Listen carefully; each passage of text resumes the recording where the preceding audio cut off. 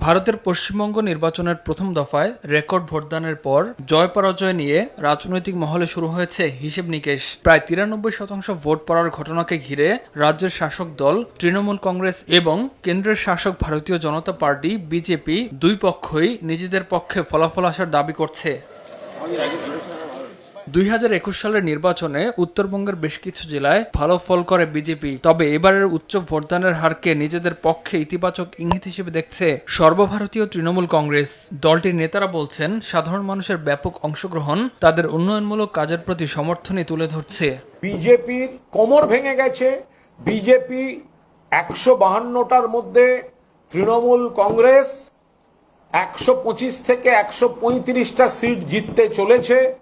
BJP ভয়ঙ্করভাবে পরাজিত হচ্ছে। ২১এও মিলেছে, ২৪এও মিলেছে, ২৬এও মিলবে। আমি আপনাদের বলে দিয়ে যাচ্ছি, তৃণমূল কংগ্রেস কাল সেঞ্চুরি পার করে দিয়েছে। অন্যদিকে বিজেপির শীর্ষ নেতৃত্ব জয়ের ব্যাপারে বেশ আত্মবিশ্বাসী। কেন্দ্রীয় স্বরাষ্ট্রমন্ত্রী অমিত শাহর দাবি, প্রথম দফায় ভোট হওয়া ১৫২ আসনের অধিকাংশই জয়ের সম্ভাবনা রয়েছে বিজেপির। ১৫২তে ১২৫ তো হবেই। আজকে তোমরা কোথায় যাবে? এখন থেকে ব্যাগ গুছাও।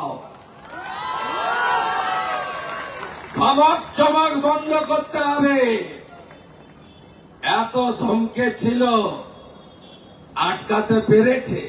এদিকে ভোট গ্রহণ শেষে কঠোর নিরাপত্তায় সংরক্ষণ করা হয়েছে ইলেকট্রনিক ভোটিং মেশিন বা ইভিএম। এরই মধ্যে দ্বিতীয় দফার নির্বাচনের প্রচারণা জোরদার হয়েছে। বিভিন্ন জেলায় মাঠে নেমেছেন জাতীয় ও আঞ্চলিক নেতারা।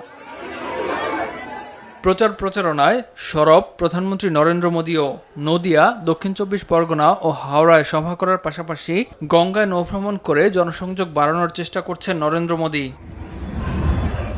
সংশ্লিষ্টরা বলছেন, এই প্রতীকী পদক্ষেপ ভোটারদের মধ্যে প্রভাব ফেলতে পারে। সব মিলিয়ে প্রথম দফায় রেকর্ড ভোটদানের পর পশ্চিমবঙ্গের নির্বাচনী লড়াই আরও উত্তেজনাপূর্ণ হয়ে উঠেছে। দ্বিতীয় দফার ভোট এবং শেষ পর্যন্ত ফলাফল কোন দিকে যায় সেদিকে এখন নজর সবার। ইমতিয়াজ আহমেদ, RTV।